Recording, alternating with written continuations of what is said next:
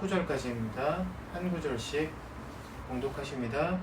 야곱이 잠에 깨어 이르되 여호와께서 과연 여기 계시거늘 내가 알지 못하였도다.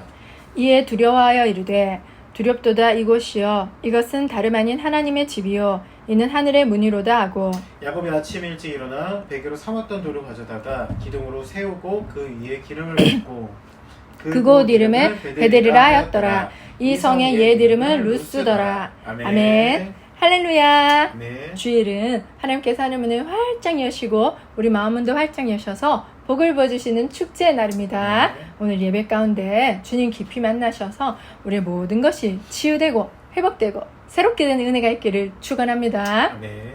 오늘은 빈들에 찾아오신 하나님이라는 제목으로 은혜를 나누고자 해요. 아멘. 오늘이 드디어 우리가 기다리던 6월 8일 성령 강림 주일입니다. 할렐루야. 아멘. 지금까지 성령 충만 부어달라고 기도해 오셨죠? 아멘. 네, 오늘 예배 가운데 정말 빈들과도 같은 우리 마음에 하나님의 영, 성령이 충만히 부어지기를 간절히 소망합니다. 아멘. 오늘 읽은 우리 본문은 주인공은 야곱입니다. 여러분도 아시다시피 이 이전의 내용에서 야곱은 아버지 이삭을 속여서 어머니와 함께 속여서 자기 형인 에서 대신에 장자의 축복을 받아낸 인물이죠. 그런데 이 사실을 이제 사냥에서 돌아온 에서가 알고 나서 길길이 날뛰는 거예요. 그리고는 이 야곱을 죽이겠다고, 동생을 죽이겠다고 그렇게 분개합니다. 그때 이제 리브가는 이러다가 두 아들을 다 잃게 생겼다 싶어서 야곱을 불러다가 빨리 지금 이제 하란에 있는 삼촌 라반 집으로 피신 가라 라고 하는 내용이죠. 자, 우리 창세기 28장 10절 볼까요? 야곱이 브엘세바에서 떠나 하란으로 향하여 가다니. 아멘. 야곱은 아버지와 같이 살고 있는 부모님과 같이 살고 있는 브엘세바 지역에서 살고 있었던 그 지역을 이제 떠나서 삼촌 라반이 살고 계시는 하란입니다. 그 하란으로 이제 도망쳐가는 과정에 있습니다. 그러니까 자신을 죽이겠다고 형이 그렇게 길길이 날뛰었으니 급하게 나오느라고 뭐 제대로 챙기기나 했겠습니까? 이것저것 막 엄마가 닥치는 대로 이렇게 챙겨줬겠죠. 그죠? 뭐 짐을 싸놓은 것도 아니고요. 그리고 브엘세바는 여러분도 아시다시피 아브라함이 오랫동안 터를 잡아 살았던 곳이에요. 그리고 아브라함이 부자였던 거 여러분도 다 아시죠. 집에서 기르는 사병만 해도 300명이 넘었으니까요. 그 아브라함이 살았고 그리고 또 이삭이 태어났으니까 그 이삭이 대를 이어서 살았던 그런 자신의 고향과도 고향이죠. 맞죠? 그래서 거기서 이제 야곱은 물론 아버지의 사랑은 받지 못했잖아요. 아버지는 좀 남자다운 에서를 더 좋아했지만 그래도 어머니는 좀 부드럽고 섬세하고 어머니 곁에 잘 있는 그런 야곱을 사랑했단 말이죠.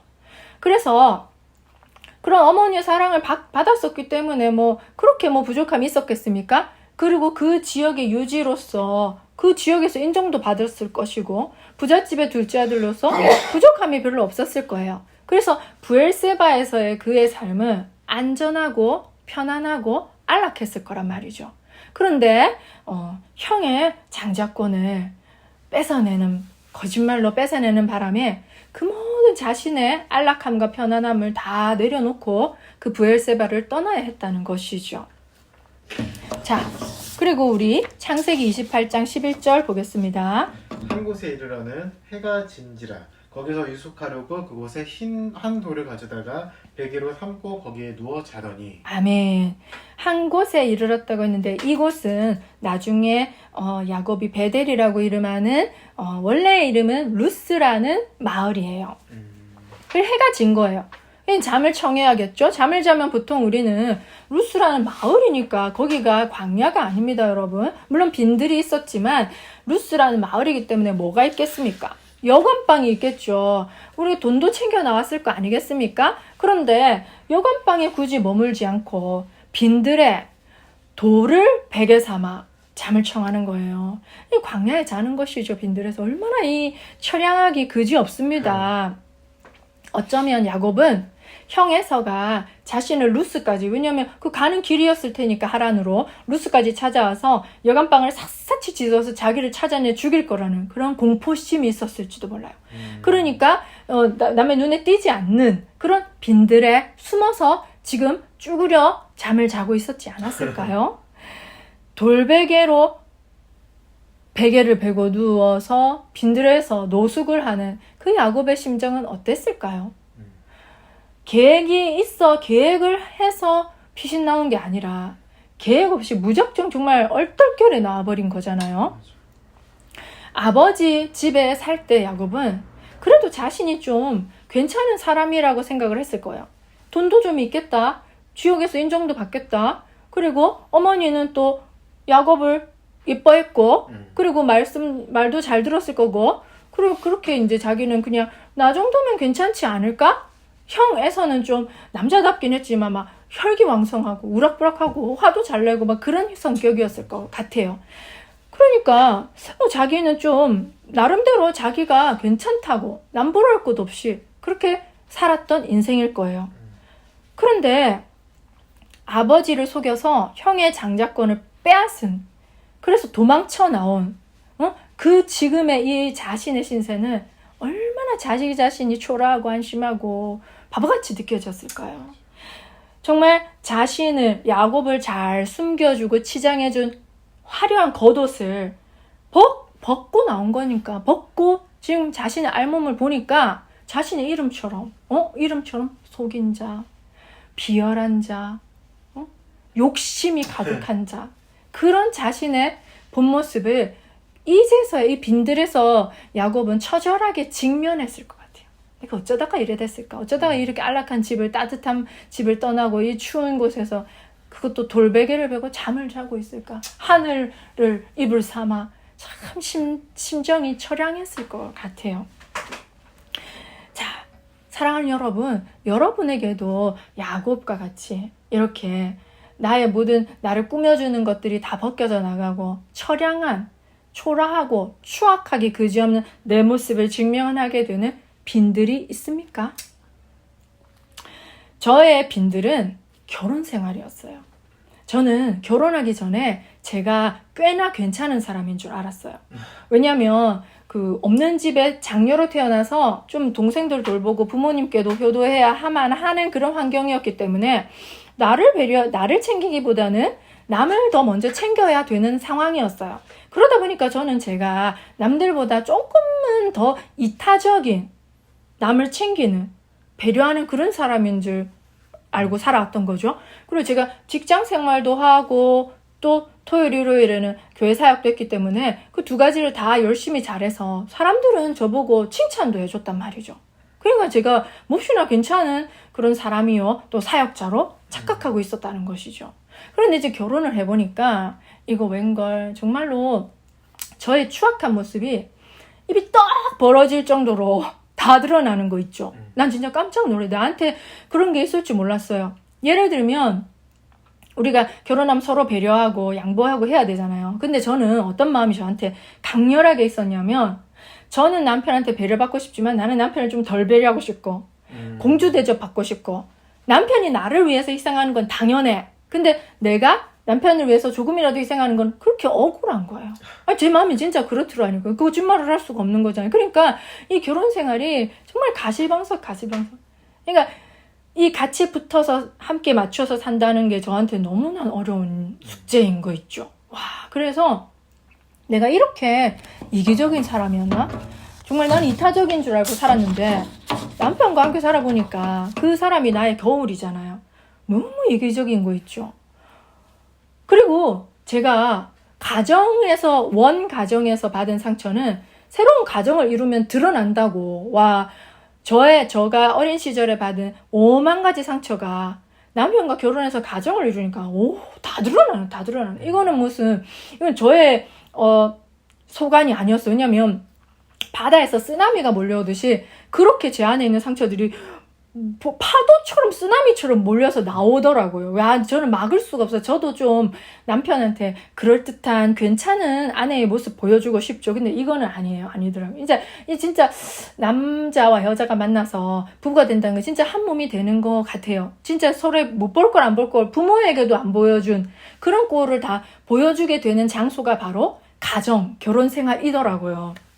그래서 제가 어떤 상태였냐면 예를 들어서 이제 그런 거죠. 남편이 무슨 말을 했어. 근데 그게 다 비난하는 말로 들리는 거야. 아니, 이게 여러분들이 만약에 그 옛날 저희의 생활을 카메라로 찍어서 여러분들이 본다면 저 여자 미친 거 아니야?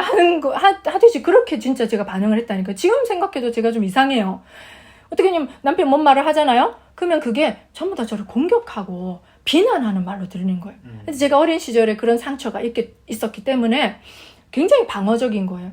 남이 나에게 뭔 장난칠 수도 있죠. 유머를 칠 수도 있잖아요. 그러면 그게 전부 다 비난으로 들려. 그러니까 그 말 한마디, 남편의 말 한마디 꼬투리 잡아가지고 득달같이 달려들어서 싸우는 거예요. 왜 나한테 비난을 하느냐. 그 남편 억울하죠. 아니다. 저는 그게 남편이 아니라고 해도 그 말이 믿어지지가 않는 거예요. 그런 시간을 보냈죠. 또 두 번째 어떤 것이 있어. 이것뿐만 아니라 여러분들 이해하시라고 두 가지만 예를 들면 제가 그렇게 사람에 대한 의심이 많았던 거죠. 믿지를 못했어요. 그러니까 그 남편이 내가 뭐 조금이라도 잘못하거나 실수하면 나를 두고 떠날까봐, 나를 버릴까봐에 대한 그런 두려움이 너무나 컸던 것이죠. 근데 이거는 보통 이혼 가정에서 자란 아이들의 공통적인 특징이라고 해요. 사람들이 나를 버릴 거라는 두려움 때문에 눈치 보는 거죠. 그리고 자기 할 말도 못하고 근데 사람이 자기 할 말 없는 사람 어디 있어요? 성질 없는 사람 어디 있어요? 그렇게 눈치 봐보죠. 여기 전전긍긍 살다가 어떻게 되는 줄 아세요? 한꺼번에 폭발해요. 화상 폭발하듯이. 그리고 또 싸움이 나는 거예요. 그게 끝까지 참아지면 가정의 평화가 지켜지기라도 하지. 안 그런 거예요. 그런 정말 아슬아슬한 결혼 생활을 제가 해왔던 것이죠. 몇 년간. 그리고 이제서야 제가 지금 돌이켜서 생각해보니까 그 정신병자랑 같이 산 거 아니야? 저희 남편이 오죽했으면은 이런 말 해도 되나 모르겠지만은 이혼 서류를 출력해가지고 제 앞에 들이미는 거예요. 결국은 뭐 극적인 주님의 은혜로 화해를 해서 이렇게 살고 있긴 하지만 여러분 그 정도로 저희가 힘들었다는 거예요. 저는 그 결혼 생활이 저에게는 제 모든 수치와 알몸, 추악함이 다 드러나는 빈들과도 같았다는 거죠. 야곱이 돌베개를 베고 잤던 그 빈들과도 같은 것이 저에겐 결혼 생활이었다는 것이죠. 그런데 그 빈들에서 정말 초라하게 쭈그러져 있는 저를 하나님은 찾아오셨다는 거 아니겠습니까? 자, 우리 창세기 28장 12절 14절 꿈에 본즉 사다리가 땅 위에 서 있는데 그 꼭대기가 하늘에 닿았고 또 본즉 하나님의 사자들이 그 위에 오르락내리락 하고 또 본즉 여호와께서 그 위에 서서 이르시되 나는 여호와니 너의 조부 아브라함의 하나님이요 이삭의 하나님이라. 내가 누워있는 땅을 내가 너와 내 자손에게 주리니 내 자손이 땅의 티끌같이 되어 내가 서쪽과 동쪽과 북쪽과 남쪽으로 퍼져나갈지며 땅의 모든 족속이 너와 내 자손으로 말미암아 복을 받으리라. 아멘. 여러분, 이것은 진짜 놀라운 광경이에요. 우리가 이런 걸 안 경험해봐서 좀 잘 모르겠지만 상상을 해보십시오. 지금 야곱이 꿈을 꿨는데 지금 얼마나 놀랐겠습니까? 꿈속에서. 자기 인생 중에서 인생 통틀어서 가장 비참한 순간이잖아요. 부모님이랑 살 때는 이만큼 비참하지 않았어요. 가장 비참하게 정말 아무것도 없는 거지꼴이 되어서 집에서 쫓겨난 거랑 다름없는 신세가 된 이 야곱을 난생 처음으로 하나님이 방문해 주셨잖아요. 찾아오셨어요. 보세요. 하나님은 너의 조부 아브라함의 하나님이요 이삭의 하나님이라 라고 말하잖아요. 아브라함 많이 들었을 거예요. 왜냐 자기 할아버지 아브라함이 만난 하나님 이야기를 많이 들었을 거란 말이죠. 또 자기 아버지 이삭으로부터 또 하나님 얘기를 많이 들었을 거예요. 그 두 사람은 공통적으로 하나님을 대면한 체험이 있잖아요. 그러니까 들었는데 야곱은 자신의 하나님으로 와닿지는 않았을 거예요. 모태신앙으로서 자라긴 했지만 나의 하나님은 없었어요. 할아버지 하나님, 아버지 하나님. 워낙 그게 유명하니까. 그랬을 텐데 지금 가장 비참한 꼴을 하고 있는 야곱에게 하나님이 찾아오셔서 너의 하나님이라고 말해주고 있어요. 뭐냐면 보세요. 지금 돌베개를 베고 있는 초라한 야곱에게 할아버지 이삭에게 약속했던 이 말씀을 하고 있죠. 내가 누워있는 땅을 내가 너와 내 자손에게 주리니 내 자손이 땅의 티끌같이 되어 내가 서쪽과 동쪽과 북쪽과 남쪽으로 퍼져나갈지며 땅의 모든 족속이 너와 내 자손으로 말미암아 복을 받으리라. 아멘. 아멘. 이런 어마어마한 약속의 말씀, 축복의 약속을 아브라함이 들었을 때 놀라지 않았겠습니까? 꿈속이라고는 하지만 그죠? 말로만 듣던 하나님이 드디어 여기 나를 찾아오셨구나. 나의 이 초라하고 보잘것없는 나에게 왜 하나님은 형 에서가 아니라 나에게 그 아브라함 할아버지의 약속의 축복을 자기가 들어는 봤을 거 아니에요? 그걸 준다고 하셨을까? 너무나 깜짝 놀라고 감격스러웠을 거예요. 그리고 또 아직 결혼도 하지 않은 야곱에게 땅의 모든 족속이 너와 내 자손으로 말미암아 복을 받으리라고 하시는 거예요. 참 야곱이 정말 믿기지 않을 정도로 황홀한 그런 순간이었을 것 같아요. 그리고 이제 야곱이 자신을 죽이겠다고 에서가 찾아오니 그 에서는 얼마나 싸움도 잘해. 남자답고 사냥도 잘하는 사람인데 자신을 죽이는 거는 식은 죽 먹기지. 그럼 얼마나 두려웠겠어요. 이 야곱은 또 소심한 사람인데 두려워 덜덜 떠서 잠도 제대로 왔나 몰라. 겨우 잠들어서 꿈을 꾼 것 같아요. 그죠? 그런데 하나님은 또 이런 말씀까지 하시네요. 창세기 28장 15절 내가 너와 함께 있어 내가 어디로 가든지 너를 지키며 너를 이끌어 이 땅으로 돌아오게 할지라 내가 네게 허락한 것을 다 이루기까지 너를 떠나지 아니하리라 하신지라. 아멘. 아멘. 참 너무나 감사하죠. 이 두려워 떠는 야곱에게 내가 너와 함께 있어 내가 어디로 가든 너를 지키며 그 두려움을 하나님 너무나 잘 아셨던 거예요. 참 하나님 너무나 좋으시죠. 그렇게 야비하게 형을 속이고 온 이 비열한 야곱에게 이렇게 너를 지켜준다고 말해주는 거예요. 우리가 이 말씀이 얼마나 지금 15절 말씀 은혜가 되냐면 야곱이 괜찮은 모습 정말 괜찮은 인간일 때 이 말을 한 게 아니란 말이에요. 죄인이죠. 형 속인 건 잘못한 거잖아요. 아무리 장자권이 탐이 났었어도 그런 야곱에게 내가 너에게 허락한 것을 다 이루기까지 너를 떠나지 아니하리라 라는 정말 그 확실히 보호해 주시고 함께 해 주신다는 그 임재의 약속을 지금 이 야곱에게 하는 거죠. 아멘. 그러니까 하나님께서 야곱을 택하신 것은 야곱이 에서보다 나아서가 절대 아니에요. 이삭은 에서를 사랑했잖아요. 그 맏아들을. 그러니까 이삭이 아버지가 보기에 에서가 더 괜찮아 보이는 거예요. 야곱은 좀 비리비리 시원찮아 보였겠죠. 그런데 하나님께서는 이게 야곱을 왜 선택했냐? 뭐 남들보다 좀 더 믿음이 좋아서? 의로워서? 아니에요. 그 이유는 단 하나도 없어요. 그 이유는 1%도 안 들어가요.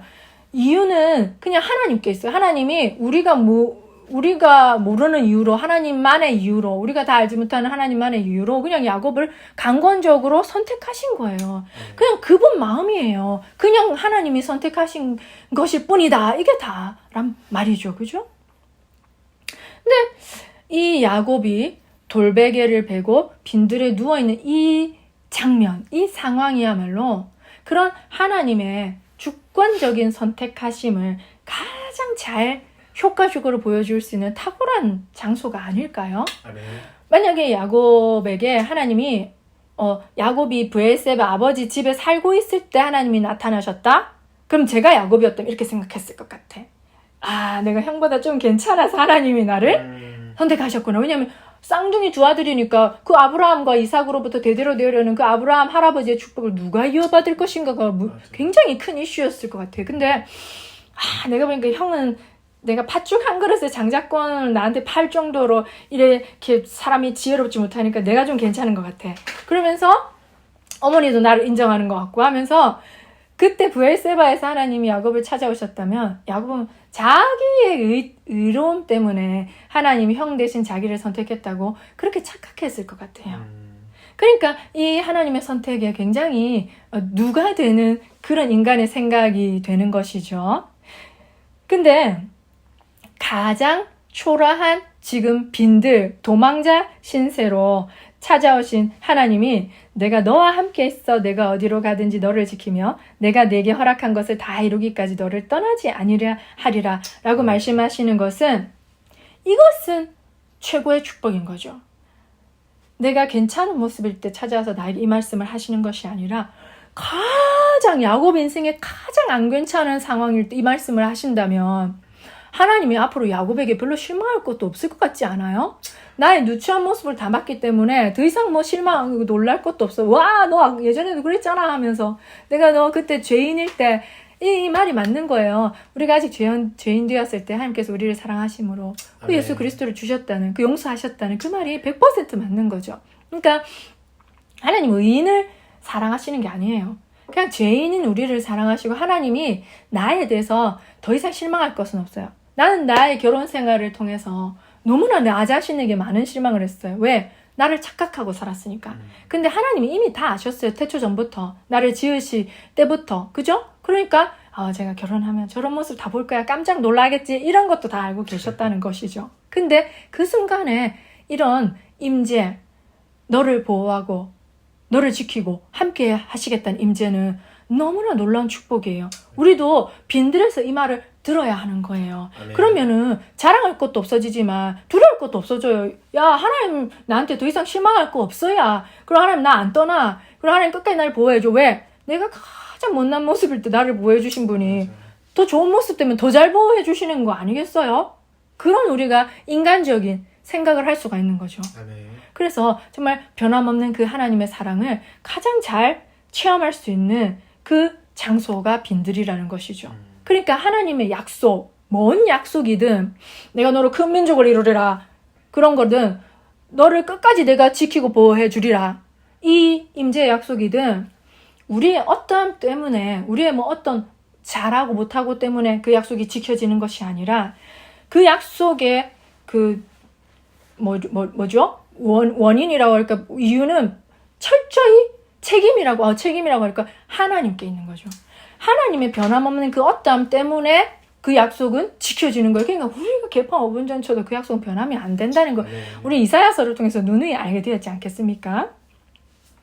그래서 저 역시 결혼 생활을 통해서 저의 어떤 비참한 모습을 전 처음 봤어요. 그런 거를 직면하고 나서 제가 하나님께 질문하지 않을 수가 없었어요.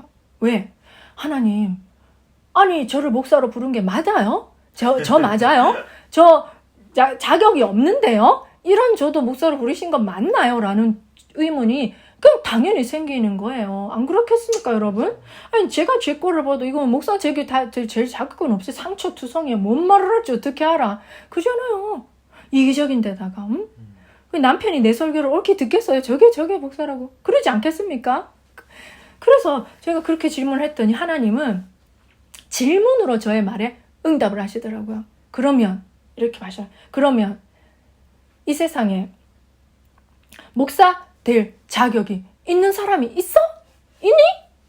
이렇게 물으시는 거예요. 가만 보자. 목사 될 자격이 있는 사람이 있을까? 아하, 의인은 없나니 하나도 없구나. 제가 딱 그 말씀이 생각나더라고요. 그러니까 이 세상에 우리가 존경하는 목사님, 괜찮은 목사님 이렇게 할지라도 하나님 눈으로 보시기에는 목사 될 만한 자격이 있어서 그 자리에 앉은 사람은 아무도 없다는 말씀이었어요. 저는 그 말이 놀랍기도 하고 너무 위로가 되기도 했어요. 그러면서 하나님께서 이렇게 말씀해 주시는 거예요. 얘야, 목사라는 그 자리는 자격이 있어서 만약에 그 자리에 세울 수 있는 사람이라면 아무도 없어. 나는 그저 너희들에게 그냥 선택해서 그 사람을 목사로 세우는 것일 뿐이야. 그러면 그 목사는 자격 없는 자신을 세워줬으니 얼마나 거룩하고 부담스럽고 떨리겠어요? 그러니까 두렵고 떨리는 마음으로 하루하루 그 자리를 감당해내는 거란다 라고 이렇게 말씀해 주시는 거예요. 그래서 제가 얼마나 그게 위로가 되고 감사하고 또 내 모습이 부끄럽던지. 저는 이제 결혼하기 전에 제가 이제 전도사로서 결혼 전엔 사역을 했었으니까요. 그러니까 제가 100점 만점에 100점은 아니지만 아예 그래도 조금은 목사 될 자격이 있다고 생각했어요. 그래도 좀 낫다 정도면은, 그래도 이 정도면은 괜찮지 않을까라고 생각했다는 거죠. 그러니까 자기 교만이 많았다는 거죠. 그래서 다른 사람을 좀 정죄하고 판단하는 게 당연했던 사람이었어요. 그것이 죄인 줄 몰랐어요. 에이, 나만큼만 좀 하지. 이렇게 생각을 했단 말이에요. 근데 제가 그 결혼 생활이 아니었으면 얼마나 저는 남을 정죄하고 판단하고 호통치고 화내고, 제가 설교 때 호통을 안 치잖아요. 개그를 쳤으면 쳤지. 왜냐면 내 꼴이 그 꼴인데 성도님이 나보다 낫더라고요. 어떨 때는 많은 경우. 뭔 제가 호통을 쳐요. 그냥 우리 한번 잘해봅시다. 안 되잖아요. 그래도 해봅시다 하고 내 손, 네 손 잡고 그냥 가는 거지. 뭘 제가 하겠습니까? 앞으로도 저는 그걸 못할 것 같아요. 왜냐, 제가 제 모습을 아니까. 그래서 정말 이 교만하던 사람을 하나님께서는 내 주제를 아는 겸손한 사람으로 낮춰주신 것이죠. 아멘. 하나님은 우리가 잘나서 우리를 사랑하시는 게 아니에요. 하나님은 우리가 잘나서 우리에게 사명, 그런 직분을 주시는 게 아니라는 것이죠. 하나님은 이 야곱에서, 오늘 본문에서도 마찬가지로 실수투성이, 죄악투성이인 그 사람에게 사명을 부어주시는 거예요. 그 사람을 고쳐서 사명 부어주시는 것도 아니고, 가장 비참한 그 순간 그냥 알몸 그대로 드러난 그 자에게 사명을 부어주시는 것이죠. 그리고서는 우리에게 정말 편안하고 익숙한, 나 자신을 착각하기 쉬운 브엘세바를 떠나게 하세요. 그리고 빈들로 이끌어 오시죠. 그리고 빈들에서 나 자신의 본 모습을 직시하게 하시고, 그리고 저를 변화시켜 나가시는 것이죠. 아멘. 사명 감당할 자로 키워 나가시는 것이죠. 빈들에 누운 자신을 찾아오신 하나님의 방문에 얼마나 야곱이 감격스럽겠어요. 말로만 듣던 그 하나님을 나의 하나님으로 만난 장소니. 그래서 야곱이 이렇게 고백을 하죠. 창세기 28장 16, 17절. 야곱이 잠에 깨어 이르되 여호와께서 과연 여기에 계시거늘 내가 알지 못하였도다. 이에 두려워하여 이르되 두렵도다. 이곳이여 이것은 다름 아니 하나님의 집이요 이는 하늘의 문이로다 하고. 아멘.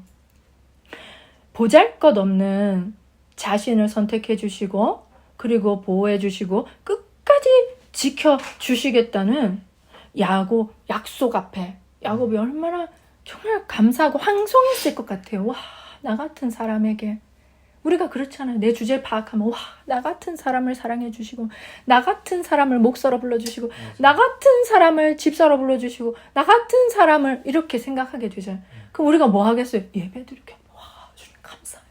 예배 드리겠죠, 그죠? 야곱도 마찬가지예요. 우리 창세기 28장 18, 19절.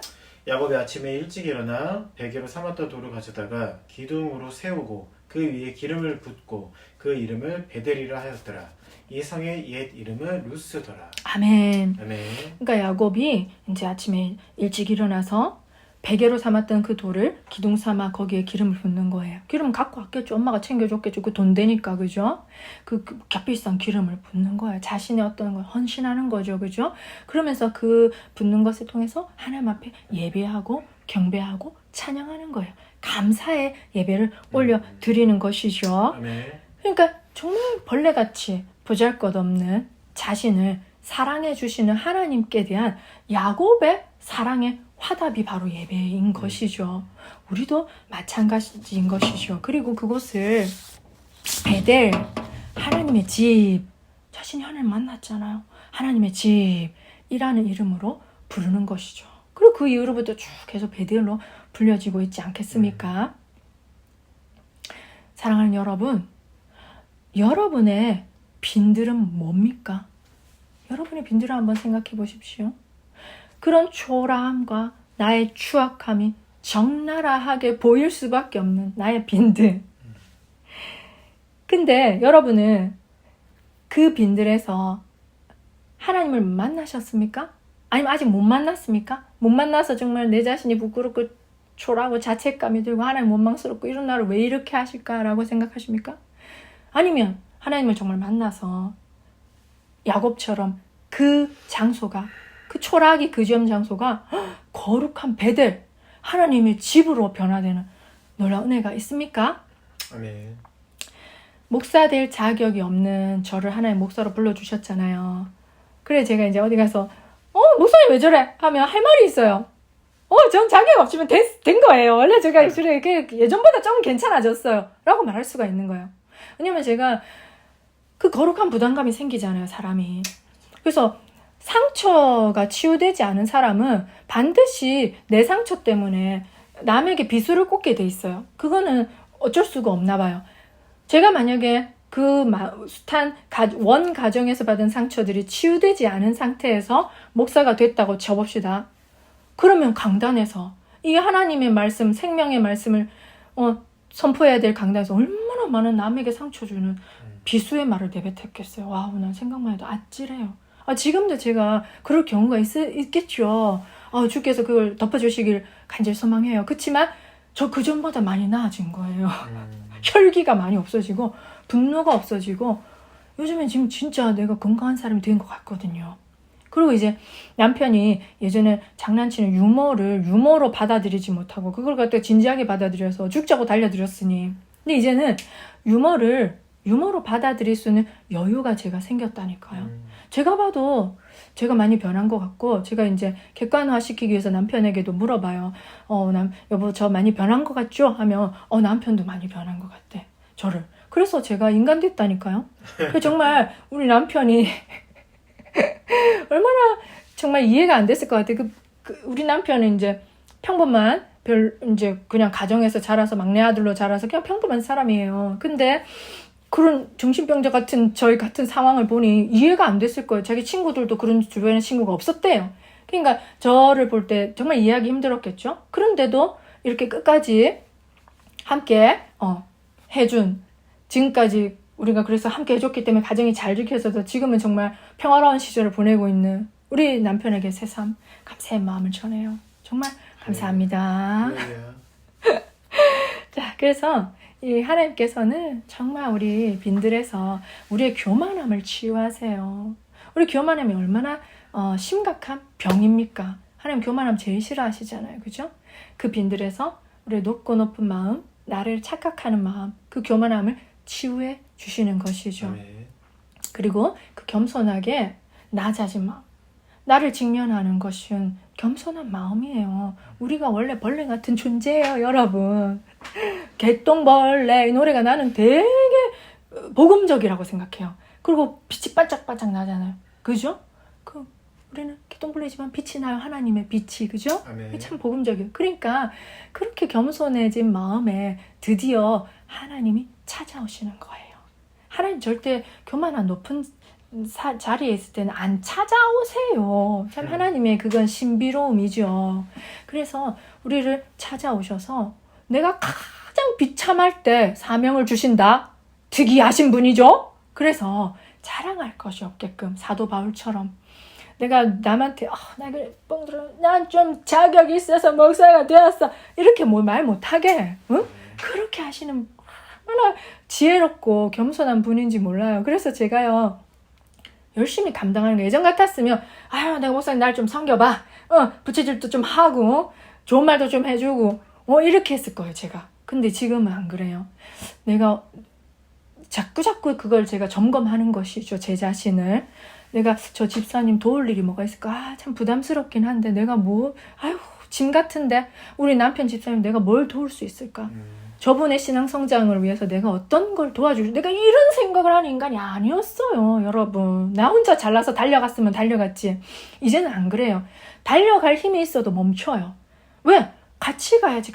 혼자 가면 뭐합니까? 내가 그러라고 나를 부른 게 아닌 걸 하나님 계속 말씀해 주셨어요. 우리 가정 생활 속에서. 그러니까 제가 얼마나 변했습니까? 그러니까 나 역시도 내가 자격 없는 걸 아니까 사명 감당할 자로 계속 부단히 저를 훈련 받는 거예요. 감사하게 훈련 받고 당연한 줄 알고 훈련 받고 배우고 그렇게 나아가는 것이죠. 사랑하는 여러분, 빈들에서 여러분이 받은 사명은 무엇입니까? 다 각자마다 사명이 있습니다. 없는 사람 없습니다. 사명이 있어요. 그건 거룩한 부담감이죠. 그런데 그 이제는 그 빈들에서 원망, 자책 이런 거 이제 다 내려놓고 어차피 우리는 원래 그런 존재야. 그 뭘 그렇게 포장할 거 뭐 있어요, 그죠? 잘나 보이는 사람 그 사람 옷 싹 벗겨놓으면 똑같아요. 교만하겠지 그런 사람들은. 그래서 원망, 자책, 이런 게으름 그런 것들 다 벗어 던지고 와, 나 같은 자에게도 이런 사명을 주셨구나. 그래, 한번 열심히 살아보자.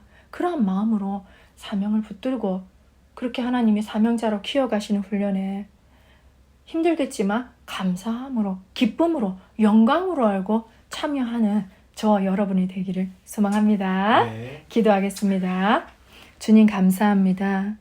야곱의 빈들을 찾아와 주신 주님 감사합니다. 아멘. 우리가 가장 초라하고 못났고 추악한 그 모습일 때 하나님께서 우리에게 찾아오셔서 사랑한다고 말씀해 주시고 내가 너와 함께 하겠다고 하시고 끝까지 너를 지켜주겠다고 약속하시는 주님 감사합니다. 네. 정말 우리 보잘것없는 저희들에게 주님의 위대한 사명을 부어주시고 그 사명을 감당할 자로 키워주시고 훈련시켜주시고 성장시켜주시니 감사합니다. 아버지 우리 모든 한 분 한 분들이 각자의 빈들이 어디인지를 깨닫게 되고 그 빈들에서 정말 살아계신 하나님을 만나는 놀라운 축복이 넘치게 하여 주시옵소서. 아멘. 그래서 그 빈들에서 받은 사명 소중하게 잘 간직하며 나는 할 수 없지만 주의 성령의 도우심으로 사명 감당할 자로 세워지는 우리 모두가 될 수 있도록 축복하여 주시옵소서. 아멘. 감사를 드리며 우리 주 예수님의 이름으로 기도드립니다. 아멘. 아멘.